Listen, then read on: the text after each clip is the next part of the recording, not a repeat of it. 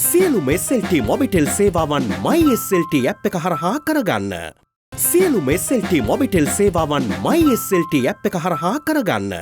දසනකාන්ති චූර්ණය සහිත ලීවර් ආයුෂ් දන්තාලේපය දත්වල ඇති ප්‍රශ්න 10ක් වළකයි.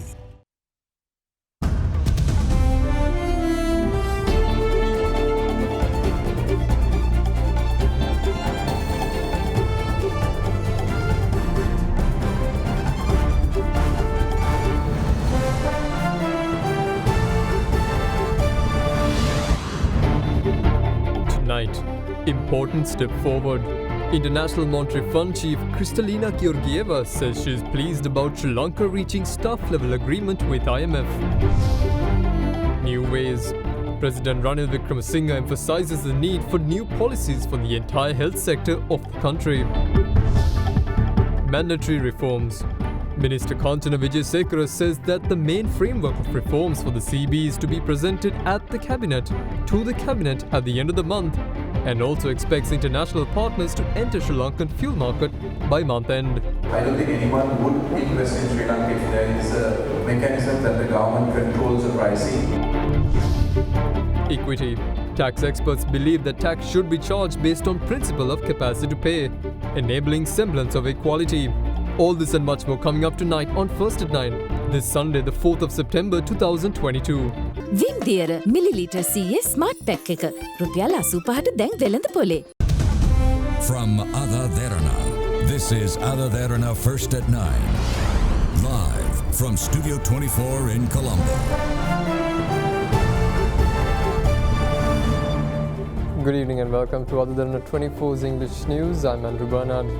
Now, Managing Director of the International Monetary Fund, Kristalina Georgieva, says she is pleased that the Washington-based global lender and the Sri Lankan government have reached a staff-level agreement for a 48-month extended fund facility of $2.9 billion. The IMF staff team that visited Sri Lanka to finalize the agreement upon conclusion of their mission stated that they expect Sri Lanka to receive more funds through multilateral and bilateral partners to aid the country to recover from the economic crisis.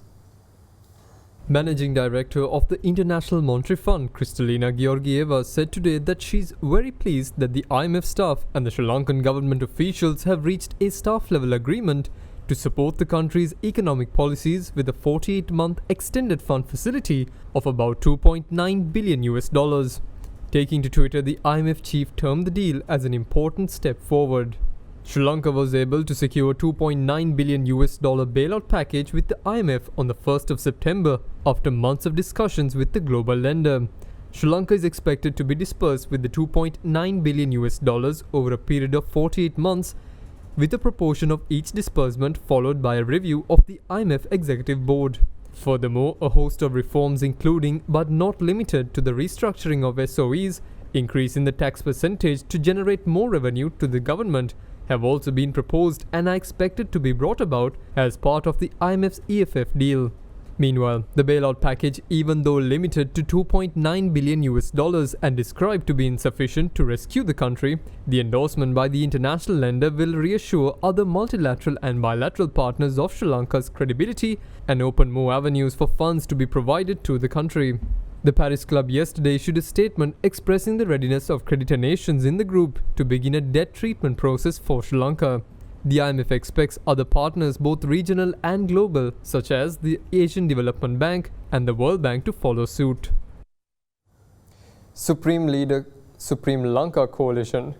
A new coalition that represents the political parties of parliamentarians, including Vimal Weerawansa and Udaya Gammanpilla, was launched this evening. Addressing the event, the coalition's Deputy Secretary Gevindu Kumaratunga said the public demands a political force that provides solutions to their issues. The independent group that represents parliamentarians including Vimal Weerawansa, Udaya Gammanpilla and Vasudeva Nanayakkara launched their new political alliance, the Supreme Lanka Coalition, today. The first general conference of the coalition was held at the National Youth Council premises in Maharagama, during which the leadership and officials of the alliance was announced. Leader of the National Freedom Front, Vimal Weerawansa, was appointed as its chairman, while leader of the Democratic Left Front, Vasudeva Nanayakkara, is the national organizer of the coalition. Pivituru Helauramaya leader Udaya Gamanpila and Lanka Samasamaja Party General Secretary Tissa Vitharana will serve as deputy chairman. අපි ගෝඨාභය රාජපක්ෂ ජනාධිපතිතුමාට සර්වපාක්ෂික රජයක් තුළ විසඳුම් සෙවීම යෝජනා කළේ. අප්‍රේල් 8 වෙනිදා. අප්‍රේල්, මැයි, ජූනි, ජූලි, අගෝස්තු මාස 5ක් තාමත් උත්තරයක් නැහැ. ඒ නිසා අද මව්බිම ඉල්ලා සිටින්නේ උත්තර ලබා දෙන නව දේශපාලන ව්‍යාපාරයක්. අදටත් ආර්ථික අර්බුදයෙන් මිදෙන්න ආණ්ඩුවට වැඩපිළිවෙලක් නැහැ. විපක්ෂයට වැඩපිළිවෙලක් නැහැ. අද විපක්ෂය කරන්නේ ජනතාවගේ ප්‍රශ්නම නැවත නැවත පුනරුච්චාරණය කරන එක විතරයි. ඒ දේශපාලන සංස්කෘතිය වෙනස් කරන්නයි මේ නැවුම් සභාවේ බිහි වෙන්නේ. Now, Minister of Power and Energy Kanchana Wijesekara is optimistic that international partners will enter the Sri Lankan market by the end of October this year to supply petroleum products. Currently, Ceylon Petroleum Corporation and the Indian Oil Company, or the Sri Lankan arm LIOC, are the only partners in Sri Lanka.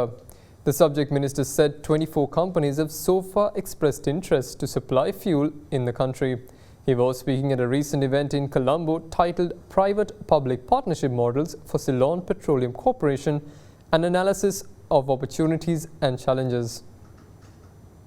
Sri Lanka's petroleum sector at present is run by two suppliers, the state-run Ceylon Petroleum Corporation and the Lanka Indian Oil Company, or LIOC, as a private supplier. Ceylon Petroleum Corporation owns a market share of 80%, while the remaining 20% is catered to by Lanka Indian Oil Company. However, with the shortage of dollars in the country, the CPC faced challenges in importing fuel. With the country's largest fuel supplier unable to meet with the fuel demands of its consumers, the country's transportation system and other operations took a hit. News of the dollar crisis compelled people to stay for hours in fuel queues near refilling stations to fill up their vehicle fuel tanks. However, some racketeers in those queues were engaged in hoarding the limited fuel, giving a rise to an unusual fuel demand. Fuel hoarding was also highlighted as one of the major reasons that led to the fuel shortage in the country. However, fuel supply was restored to a certain extent with the introduction of the National Fuel Pass based on a QR code system. A weekly fuel quota is now allocated to members of the public in a bid to manage the available fuel stocks in the island. As a result, the government was able to get rid of fuel queues. However, in a bid to expand the fuel supply and to ensure it is uninterrupted to the public, the government is looking at having more players in the market other than the CPC and LIOC. CPC, which is currently the largest loss-making entity in the country, finds it difficult to source dollars for fuel importation, and if it is affected once again with the dollar crisis, 80% of the country's consumers may have to suffer once again. The subject minister addressed these concerns at a recent event in Colombo. One of the key things by introducing a fuel pricing formula, we wanted to, one thing, get the cash flow back to CPC and also invite other suppliers, international partners to come into Sri Lanka to invest in this petroleum industry. I don't think anyone would invest in Sri Lanka if there is a mechanism that the government controls the pricing. No one would invest without profit there. So there should be some return. And also we have liberalized some of the facilities, resources that we have with CPC. Develop bunker suppliers to supply more products to industries. We've shared our facilities, stock tanks, and we are on the verge of actually even opening up the jet fuel products as well to the other sectors to compete with CPC. That way, the public would have the continued supply at a competitive price, so that I don't think anyone will have a monopoly in the petroleum sector. We have already placed an advertisement for EOIs to invite potential new suppliers in the market, and last week we closed the EOIs and 24 companies, reputed companies, have shown their interest. So we hope by end of next month, maybe we'll have 2 or 3 more players in the Sri Lankan petroleum industry with CPC and LIC. Development of fuel infrastructure was also highlighted as a major reason for the invitation of more fuel suppliers to Sri Lanka. We need to work on public-private partnerships on the pipelines, and I don't think many countries do have fuel trucks distributing fuel right in the middle of the day. So many trucks that you see passing by, that's a massive cost to CPC as well. Right now we pay more than 550 million rupees monthly for the distribution of petroleum products. So that's a massive burden on CPC. I do agree we need to go to pipelines, and one of the reasons why we did invite new suppliers to come in. Now, the main framework for the proposed reforms of the Ceylon Electricity Board are to be presented to the Cabinet of Ministers by the end of the month. Minister of Power and Energy Kanchana Wijesekara said he met with members of the committee appointed to propose reforms to the Ceylon Electricity Board to discuss their proposals this morning. He said the committee has met with development agency experts in the sector and stakeholders, and that it will meet with political parties and the Public Utilities Commission of Sri Lanka next week. Earlier last month, Cabinet approval was granted to commence restructuring of the Ceylon Electricity Board.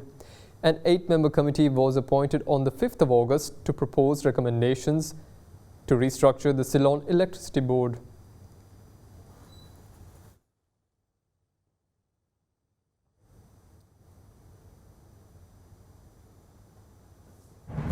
Stay with us for more news after this short break. කාලගුණය කොහොමුණත් Rhino නං වාලට safe තමයි මුළු ගෙදරම. Rhino cement roofing sheets. Then you know Rhino. I know. Big 3. President Ranil Wickremesinghe emphasized the need for policy change in the country's health sector. During a meeting with the Government Medical Officers Association, President Wickremesinghe was presented with a report of a 3-member committee on the shortage of medicines in the country. The head of state pointed out that a system needs to be implemented urgently in order to solve the medicine shortage. The Government Medical Officers Association presented to President Ranil Wickremesinghe the report compiled by the 3-member committee appointed by the association to look into the shortage of pharmaceutical drugs across the country. Issuing a statement, the President's Media Division stated that this was handed over to President Wickremesinghe yesterday during a special meeting between the GMOA and the head of state. During the meeting, President Ranil Wickremesinghe has stressed on the need to set up an urgent system to resolve the difficulties faced by the people due to the shortage of medicine and the increase in the prices of medicine. The President also said that he will discuss with the World Bank and the International Monetary Fund about other needs in the health sector, including pharmaceutical drugs. The report on the 3-member committee has identified the shortcomings in the coordination between the Ministry of Health, Medical Supplies Division, State Pharmaceutical Cooperation, State Pharmaceutical Manufacturing Corporation, and the National Drug Regulatory Authority. As such, the report also suggests that a coordination committee be appointed by the Ministry of Health and a progress review be obtained monthly. The report of the committee has also proposed to appoint a technical committee to study recommendations of the Auditor General submitted within the last 5 years in order to solve the problems that have arisen due to the lack of actions taken regarding the recommendations of the Auditor General's reports in the last few years. Nearly 40% of the government's expenditure on medicines is earmarked for the provision of medicines for cancer patients. The GMOA pointed out that there is a shortage of medicines and insulin for cancer patients, and that steps should be taken to solve the problem as soon as possible. President Ranil Wickremesinghe also pointed out the need to expand and develop facilities of the Colombo National Hospital, Kaluboville Hospital and the Sri Jayawardhanapura Hospital, as well as the need for the change in policy in the entire health sector. The Government Medical Officers Association also submitted their proposals to the President regarding the payment of additional duty allowances to doctors, official transport facilities for doctors, and the revision of those allowances. The revision of the Government Administrative Circular regarding foreign leave and the importance and the importation of electric vehicles on tax concessions for public service professionals.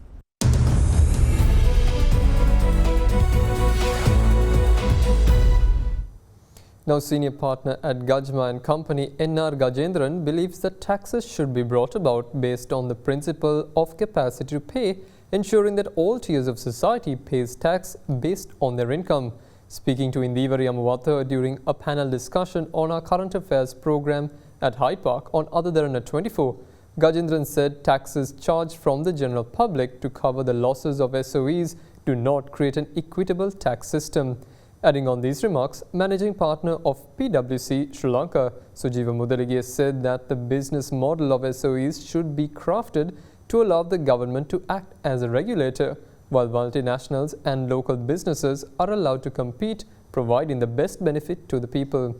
Furthermore, the tax and regulatory principal at KPMG in Sri Lanka, Suresh Pereira, said that the middle income sector will disappear given the current economic situation due to the disparity created between the affluent and the poor.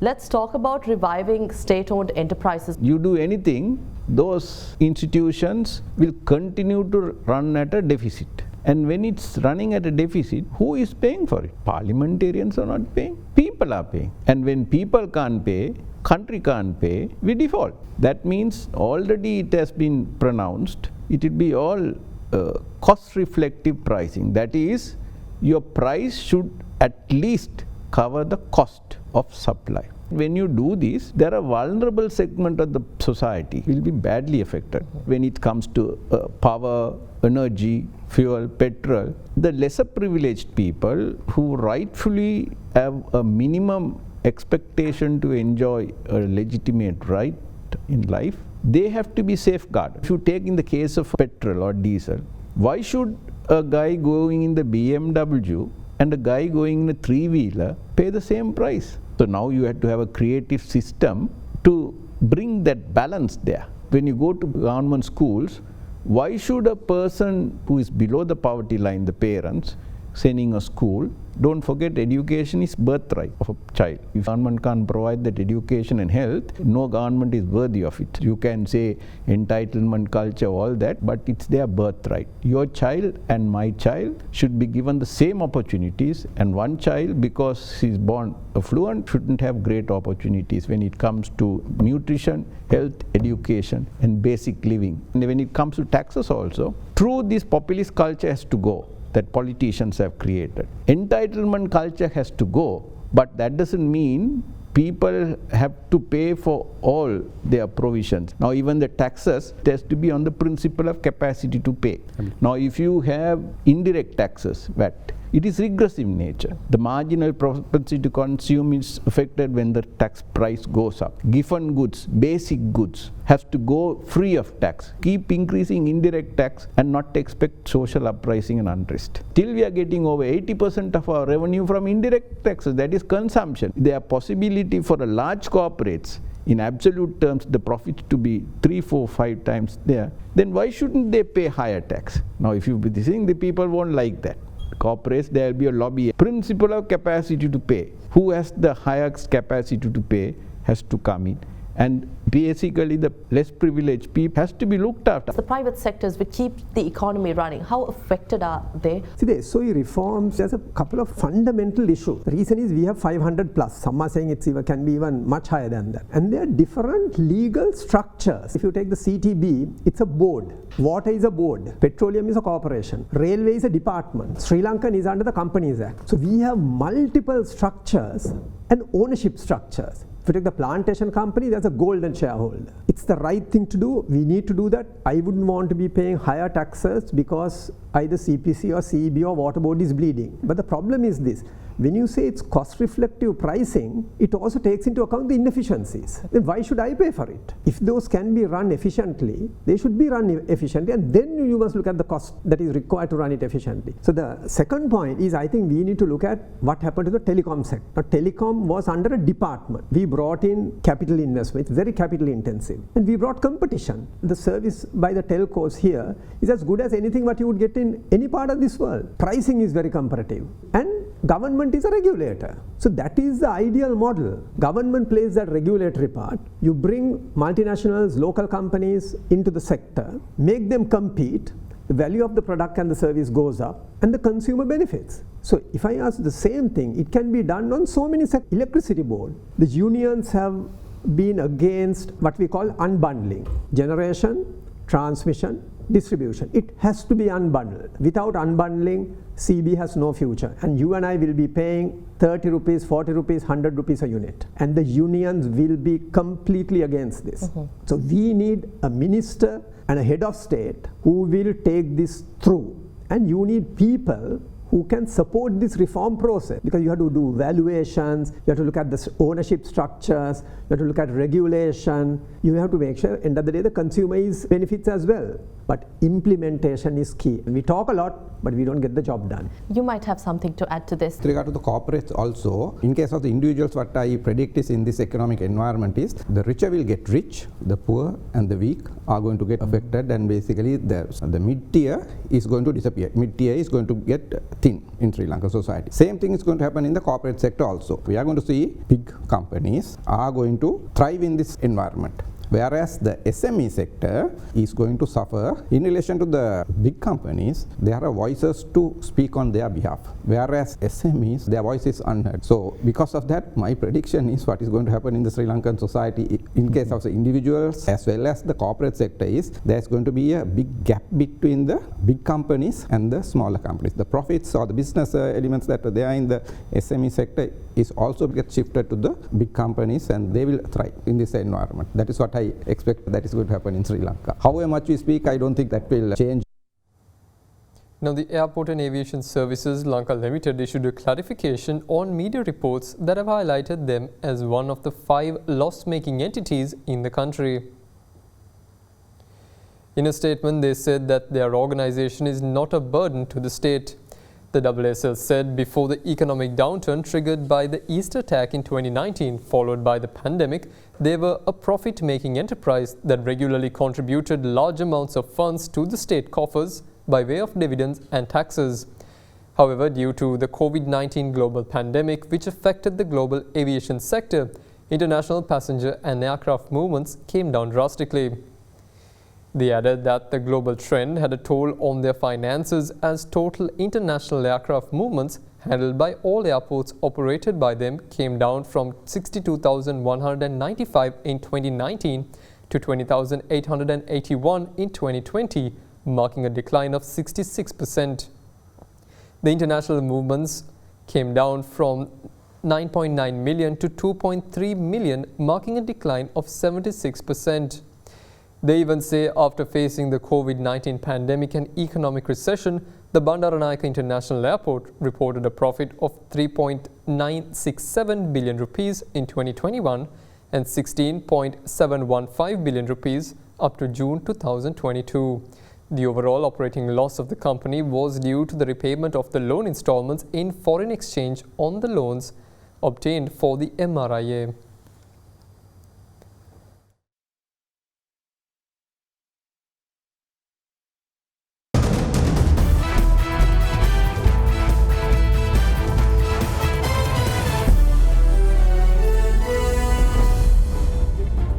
Welcome back. The Bangladesh veteran Mushfiqur Rahim announced his retirement from T20 international cricket today. In a social media post, Rahim said his decision to retire from the shortest format is due to his willingness to focus on tests and one-day internationals going forward. As a result, Mushfiqur Rahim, who has represented Bangladesh in every T20 World Cup since the inaugural edition, will not be in the squad for the marquee event next month in Australia. He also added that he will be available to play franchise league cricket.